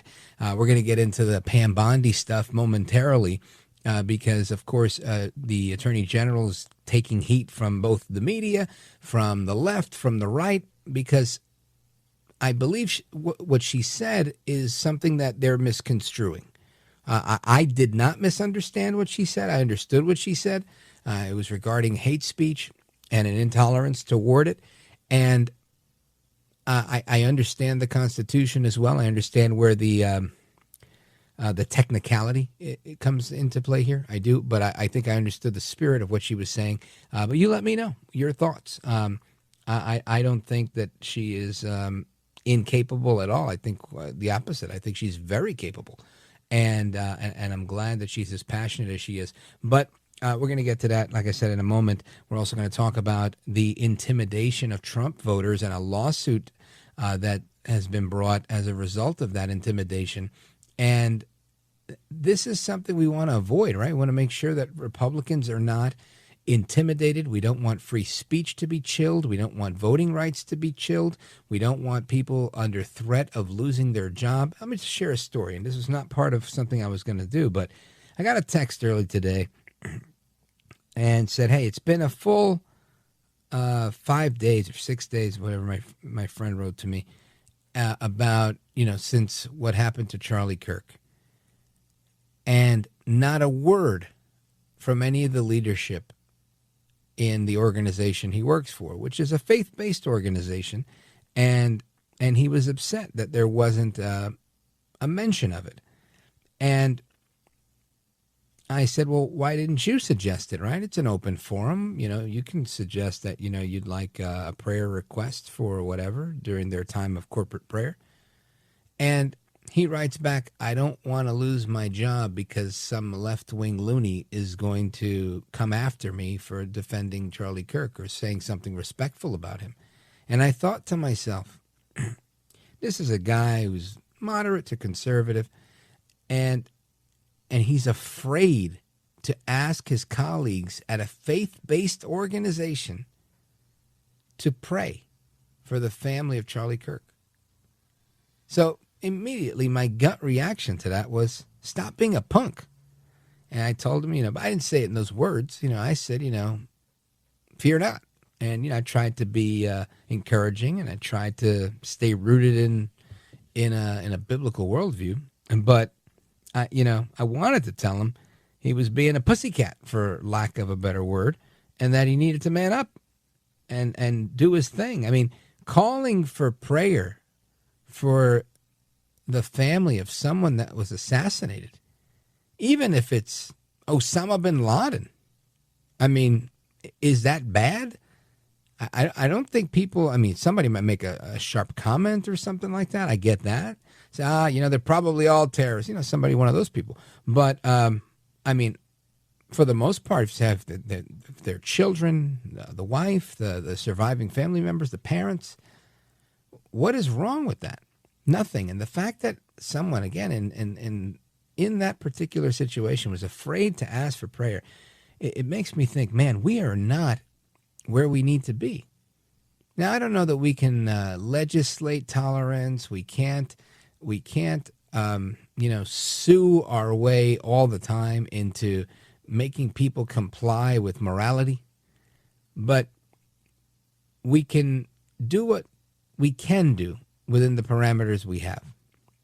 And I thought he should have been more vocal, and I told him to do so. And yeah, I don't know if he's going to take my advice or not, but ultimately, this is fascinating to me that we've got so much compassion for the killer and none for the family of those he killed. We heard about the anchor from ABC News, Mr. Gutman, who said it was a beautiful, loving exchange between Tyler Robinson, the assassin, and his live-in lover, Lance, who goes by Luna. And that is somehow touching to a lot of people. Then you've got one of my favorite talk show hosts from back in the days, Montel Jordan. Montel Williams. Montel Jordan's "This Is How We Do It." Great singer. But Montel Williams was on CNN with, I guess that's Abby Phillips' show. And he said a lot of things, but listen to this clip. There are people who are trying to pigeonhole this as a leftist thing and a right thing. And what we're really talking about, hear me because I'm going to throw you when I say this. We're talking about a love-torn child, a kid. This is probably his first real relationship, and somebody was disparaging the person that he loved. He sat on that building for 30 minutes before he took the shot. Why did he wait until the first word trans came up? Then he took the shot. You think he heard it? He could hear it? I think he could hear it. I think he also, I don't believe he was motivated politically. I think this was motivated emotionally. I think this was a emotionally stunted person who literally, when I say it this way, just hear me, tried to defend his significant other, not trying to defend some ideology. Of course, they give them aggravated murder and all these other charges, but this is described as an EDP, right? An emotionally disturbed person. This is someone that is going and killing people for whatever his motivation was. Now, you can say that it wasn't political, right? You can make it ideological. He's saying that this is about standing up for his significant other. But in the soliloquy that we just heard from Montel Williams, it almost sounds like it's a defense of his actions, like me standing up for my wife if I were married, which I'm not anymore. That is bizarre, right? Instead of calling it what it is, a cold-blooded murder. And to me, this is the part that I think boggles the mind for me. Why on earth would we try to sugarcoat or soften this heinous act? Why are we romanticizing the assassination of someone other than because we're tacitly condoning it? Right? You've got to think that if this guy is standing by his man and he's just doing the right thing by someone who said mean things, imagine you being able to be justified by the media when you say, well, they said bad things about me. They said bad things about my girlfriend. They said bad things about my wife. They said bad things about whatever. So I decided to sit on a roof for 30 minutes. And when I heard that word trans, oh, man, my blood was boiling, and I just had to take the shot. A man who premeditated this murder. Are we leaving that part out? A man who confessed to it on Discord. A man who's been clearly, by his own family's admission, radicalized by leftist politics or left-leaning ideology, LGBTQ trans issues, causing him to kill, to murder, to assassinate another human being. If this were someone that was radicalized by their faith and put on a suicide vest and went and bombed people, would we be saying he was doing this not because of whatever, but because someone had spoken badly about his religion, about his God, and he loves his God? This was someone who's emotionally stunted, who's just simply standing up as a young man who'd never really had a deep, intimate relationship with his faith. Does anybody think we would say that about a terrorist? Why on earth Montel Williams, who I respect a lot and who I've heard say lots of great things in the past, even the things I don't agree with. I think there's things he talks about veterans quite beautifully. But this one, man, this is beyond the pale, sir. And I would love a chance for him to come on the show to really explain why he's helping to romanticize the assassination of someone that we don't agree with. Really, really sad. Anyway, we're going to talk about the chilling of votes, intimidating voters with death threats. Yep, that actually happened in one election. And now the Public Interest Legal Foundation is on the job with a lawsuit. We're going to hear all about that from J. Christian Adams straight ahead. This is America at Night with Rich Valdes.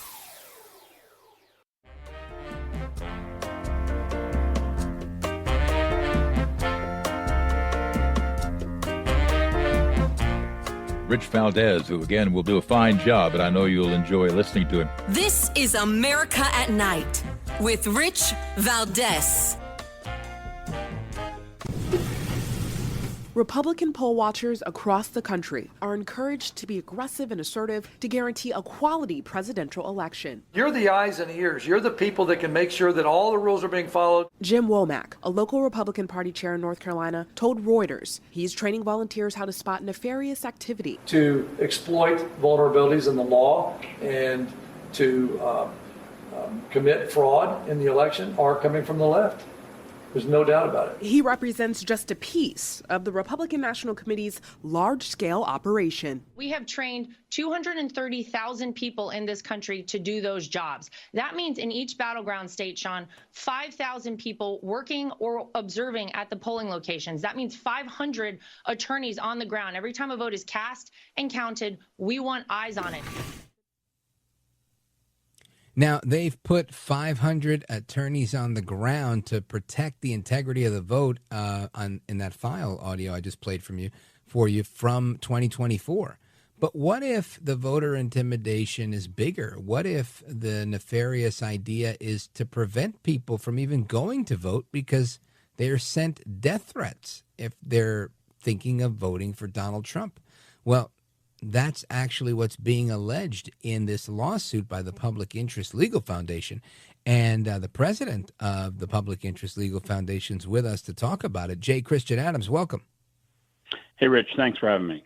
You bet, brother. Let's talk about this because, you know, this is crazy to me that people were like, hey, you're going to vote for Trump. We're going to kill you. This, you know, it sounds like in line with what the radical left would do. Especially in light of what we've seen recently. And it's just shocking to me that it's actually going on. Tell us more.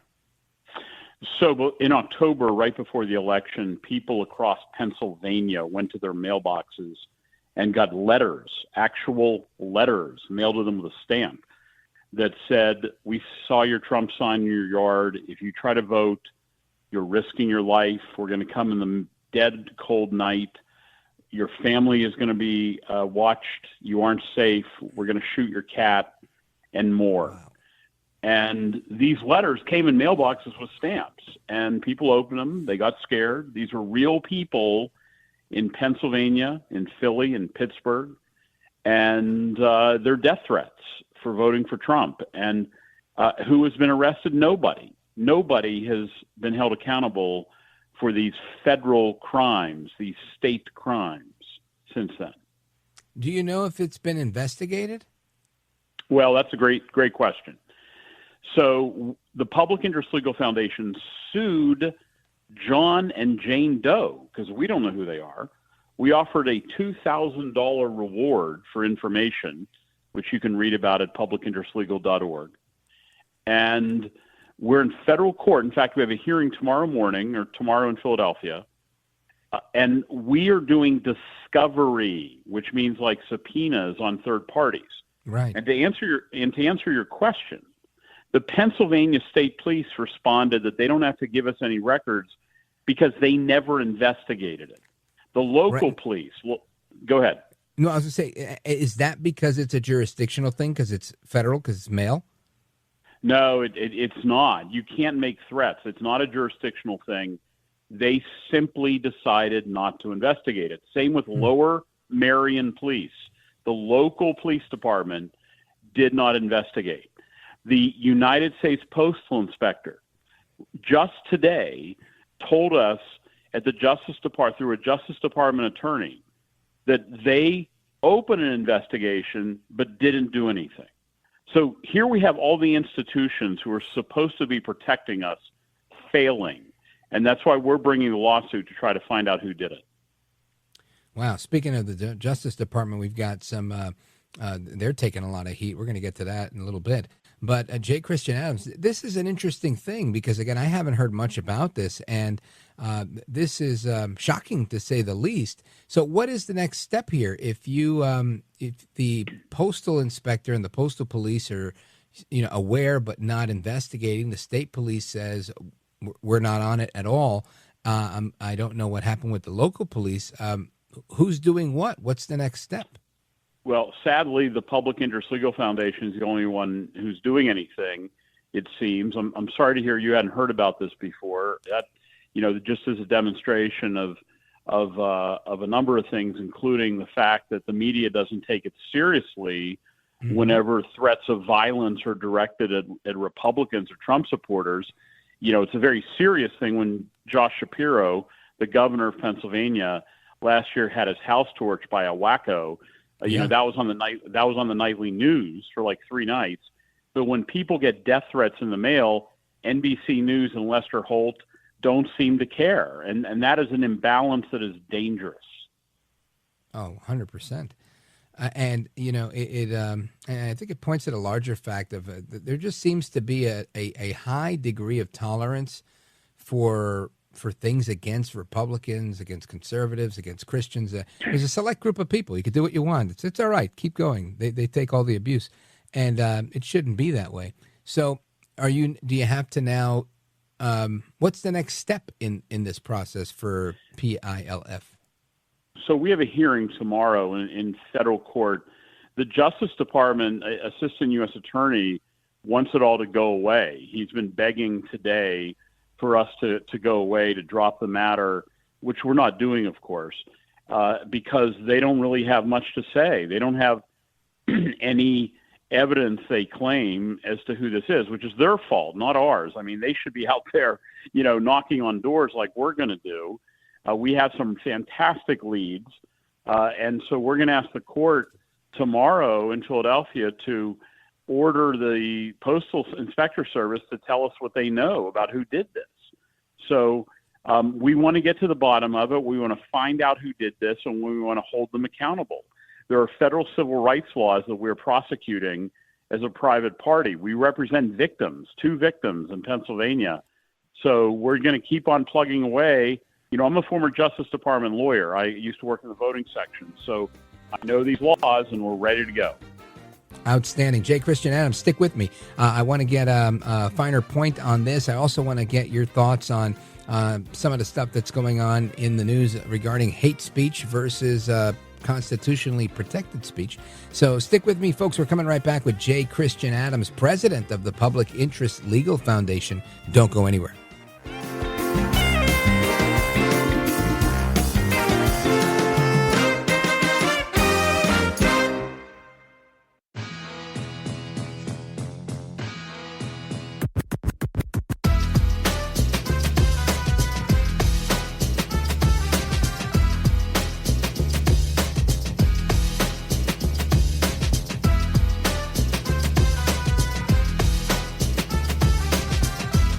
Voted best head of hair in live late night radio 6 years in a row. It's Rich Valdes. You mentioned the question of free speech. The Attorney General of the United States, Pam Bondi, said yesterday the government will crack down now on comments it considers to be hate speech. This is what she said on a podcast hosted by Katie Miller, who is married to Trump's top deputy, Stephen Miller. There's free speech, and then there's hate speech. And there is no place, especially now, especially after what happened to Charlie, in our society. Do you see more law enforcement going after these groups who are using hate speech and putting cuffs on people so we show them that some action is better than no action? We will absolutely target you, go after you, if you are targeting anyone with hate speech, anything, and that's across the aisle. That is the Attorney General Pam Bondi, as in the aforementioned caption there, with Stephen Miller's wife on a podcast, and Willie Geist in the Morning Joe couldn't resist but take her to task on this stuff. And I believe that I understand the spirit of what the Attorney General is talking about here, and I also feel that I understand that, hate speech is not a legal definition of anything, right? You can have lots of hateful language, lots of hateful speech. I get the sense she's talking about threatening speech, things that are not constitutionally protected, like things that meet the test of the fighting words doctrine. But again, I'm not the lawyer here. J. Christian Adams is, and he's the president of the Public Interest Legal Foundation. And I'd like you to weigh in on this because perhaps I'm being overly generous here, but I know the Attorney General is taking heat from every angle here. Yeah, I think that she backtracked and made it clear that she was talking about something other than protected First Amendment speech, no matter how vile and nasty that speech is. I think she indicated she's talking about true threats. I'm not sure, right, but I understand, because obviously genuine threats, if I were to write a letter to a voter and said, I'm going to kill you if you vote for Donald Trump, like actually happened, that is not protected speech. But if you say, I hate, a certain religion or race, that is a different matter. You're allowed to say that in the United States, as stupid as you are, you're a knucklehead, but that's what the First Amendment's all about. Right. And this is where, and again, I always defend people's right to free speech because, quite frankly, J. Christian Adams, if I don't defend the left or anybody else and their ability to say whatever they feel like, then I lose my own ability to do that. So I think it's kind of like we're all in this together. You talk your smack, I talk mine. Yeah, I would love if the left engages in hate speech. I would relish it because it would show who they really are. Like, more, please. Right. As much hate speech as you can spew out. Please let the country hear how filled with hate you are. That is a good thing because we will finally be able to call them what they are. What do you think of this argument that I think is being propagated by the media largely, where, a little trend on social media where people are losing their jobs because of comments that they made that violate their employer's social media policies or, guidelines on how they need to comport themselves publicly. And this is, being painted as I'm being fired because I don't like, conservatives, or I'm being fired for words that I say, and, basically saying it's a violation of their free speech. Yeah, look, if I worked at McDonald's and someone came to the counter and I was like, F you, or, I don't like your race, or any other sorts of nasty, hate-filled speech, McDonald's has a right to fire me. I mean, that's how the world works. That's reality. If I work at a university that purports to teach, classically liberal values of free speech, and then I'm out there saying, kill people, I'm glad Charlie Kirk got killed, maybe you don't belong in a university. Maybe you belong at working for the mob or working with the Klan. I mean, you're at the wrong place. So the university has the right to say, sayonara, you're no longer a professor here. So, private institutions have the right to pick who they want to work there and represent the company. And all across America, these dopes who praise someone's murder are being fired from their private sector jobs because they're bloodthirsty. Yeah, really well put. Now, J. Christian Adams, for everybody listening, it says, I like this guy. This guy's really smart. I want to learn more about his case against these people that threatened voters with death in Pennsylvania. How do they learn more? How do they help your organization, or how do they call you if they need help? Yeah, we love cases. We take cases. We're a public charity, 501c3 tax deductible, the Public Interest Legal Foundation. Where you can find more information is at our website. It's publicinterestlegal.org. Again, publicinterestlegal.org. Folks, J. Christian Adams, president of Public Interest Legal Foundation. J. Christian Adams, let everybody know how they could follow you online on social media. Yeah, at Twitter, we're at PILF Foundation, I think. I'm at election law CTR like center, but election law CTR, I've been there since I left the Justice Department now 15 years ago. Outstanding. Well, I want to thank you for being here and shedding light on a lot of this stuff, and I wish you good luck in this case. Keep us up to speed on what's going on, and Godspeed to you, sir. Thank you, Rich. Take care. My pleasure. And amigos, we go to your thoughts, your calls, your reactions, your phone calls. Open Phone America will begin right now.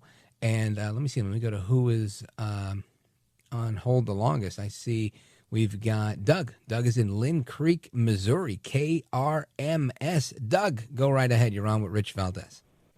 Hi, Rich, and thanks to you and your crew for this show.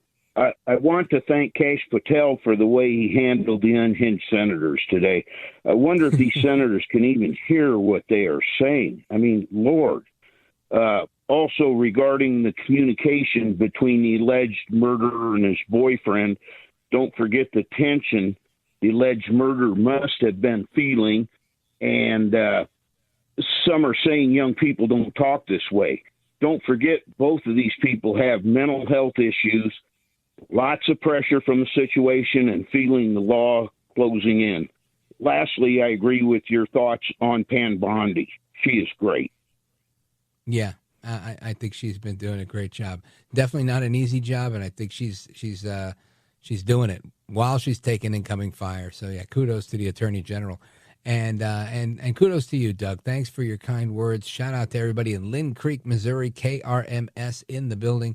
I really appreciate your kind words, and I appreciate you tuning in. Amigos, we're going to come right back with the rest of your calls and more straight ahead. Don't go anywhere. This is America at Night with Rich Valdes. Call now, 833-4-VALDES. That's 833-482-5337. 833-4-VALDES. That's Valdes with an S.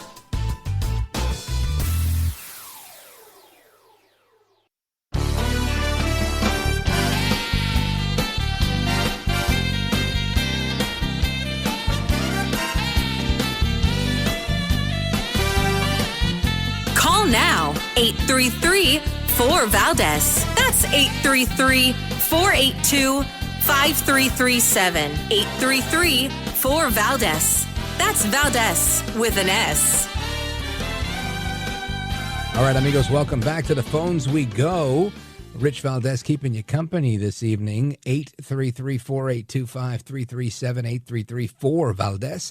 Let's go to Jim calling us from Portland, Oregon, listening on KSFO out of San Francisco. Jim, go right ahead. Oh, hi, Rich. Charlie Kirk, in addition to being a human being, he's not the personification of free speech in America. We can't let that die. That's a cultural battle we can't lose. And for the wokies, always concerned about hate speech, sharp words is not hate speech. It's part of free speech. And we just can't afford to lose that battle. I mean, he was an emissary there was a time when the universities were a marketplace of ideas. It's a marketplace of dogma now. Yeah. I'll let you comment on that. Sure. But listen, Jim, I think you're 100% right. And quite frankly, I don't think we're going to lose this case, this case in the court of public opinion. I believe that people, even though there's a few people out there that are like, that's it, I'm getting ready, I've had it up to here. I think most people are watching more and more videos of Charlie Kirk than they ever have. And they're really seeing he stood up for everything that he said he stood up for. And I don't, I don't know, I can't speak for everybody, but I can speak for me. I try my best to engage with people that disagree with me whenever I can. Sometimes I can be short-tempered because sometimes I think they're out of line. But the lesson I've learned on this is try and be a little more tolerant. Try and get to a place where you can keep the conversation going, which I think I generally do. But I know there's a lot of people who don't like to have a conversation. They don't want to really engage in a like you mentioned, what used to happen in the university and the academy, this marketplace of ideas. And I think we need to get back to that. And I think in large part we're going to. We really are. Because there's a vacuum. And when a vacuum presents itself, and you could see the amazing market there was, right? Both the intellectual capital that was in that market that Charlie Kirk had the monopoly on for that specific space of debating on college campuses, to the void that's going to be in social media. People are going to want to fill that void, and there's not only a patriotic outcome and dividend there, but there's also a financial one. And I think that's going to motivate people. And in my opinion, only the strong are going to survive. So really good thought there, Jim. I appreciate the call. Godspeed to you. Thank you for the call. And we continue. Let's talk about the National Guard coming into, where are they coming into? Memphis, Tennessee. I want you to listen to this really quick clip we've got. Number 22, a mom saying, we need the National Guard to help the police. This is from the CBS Evening News. Check this out. Ravonda Ligon's 23-year-old son, John Ryan Ingram, was shot and killed trying to break up a fight nearly 3 months ago. If they're going to be a buffer between them and the police to help minimize the crime, then that's a great thing. That is a great thing, I think. Now, I want to know what you guys think about that. Let's go to Frank, Cumberland, Maryland, WCBC. Frank, go right ahead. Well, they're just going to, the criminals are just going to lie low until the National Guard leaves. I mean, how long is the Guard going to stay there? And it's just not going to do any good. It seems to me it's a publicity stunt. Yeah, well, again, I can't really refute that. But what I would say is this.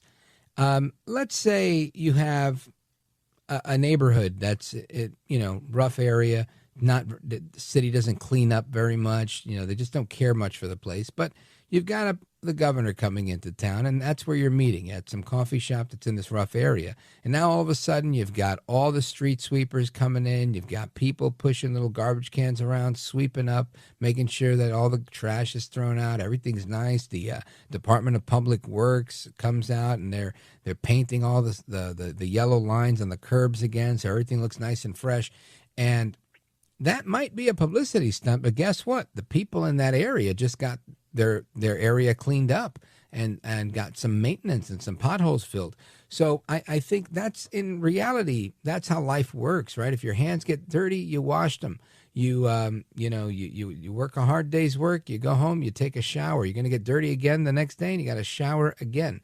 Now, to answer the question, I guess, more robustly, there is the reality of this. When you model certain behaviors for people, right? Earlier we heard a clip that said the governor was interested in doing this with the president, but the mayor wasn't really on board, but said, hey, if you guys want to do it, I'm not going to stop you. So what does that say? Eventually you're going to get to a place where people say, wow, like this mom who lost her son, and others, they're going to say, okay, I like the fact that the National Guard is here. They may not, fall in love with a police state where, you've got these Humvees all over the place. And like you said, it's not sustainable forever. But ultimately, a couple of things have to happen, right? We had a problem like this in New York City. Rudy Giuliani employed the NYPD and the largest safety patrol group in the city called the Guardian Angels, led then and still by Curtis Lewa.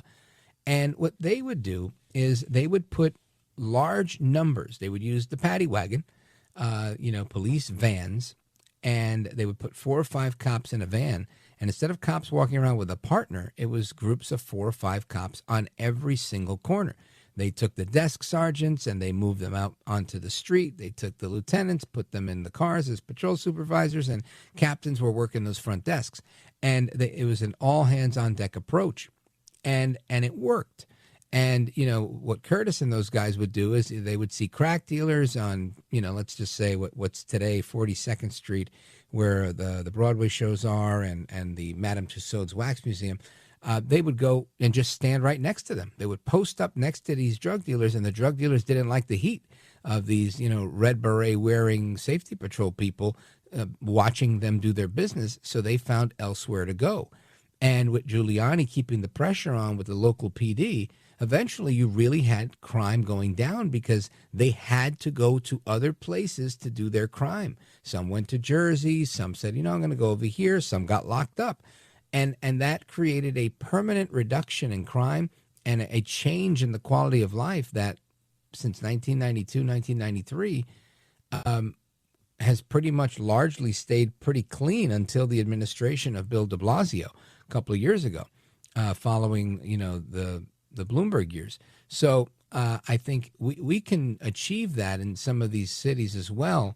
If you do it the right way, they hire enough cops and, you get the right people involved. There's political pressure that will be put on the local government, like the mayor, to either A, adopt a plan and take the victory lap with the president and say, you know what, this is the best thing ever, or take the loss and have somebody run against them and say, hey, we're going to continue the work that the president started. Because ultimately, it doesn't matter what color you are, people like to live in safe neighborhoods. At least that's my thought, Frank. Sounds like a good explanation. Well, thank you, Frank. I appreciate it. Shout out to everybody in Maryland, WCBC, and let us continue right after this. This is America at Night with Rich Valdes.